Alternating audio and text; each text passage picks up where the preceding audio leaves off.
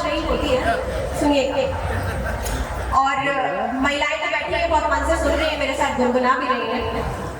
अकेले बैठ कर तुमको कभी जब याद करती, मैं तुमको याद करती, हाँ तुमको याद करती, मैं रोना मुस्कुराना हाय दोनों साथ करती हूँ।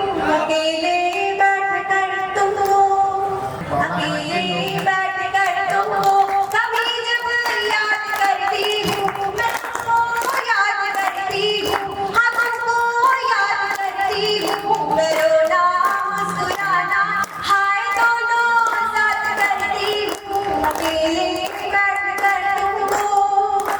गीत का पहला अंतर पढ़ती हूँ, सुनिएगा। जब हम प्रेम में होते हैं तो हम कहीं बैठे होते हैं, हमारा मन कहीं का कहीं घूम कर आ जाता है। उसको मैंने गीत में लिखने की कोशिश की है, सुनिएगा।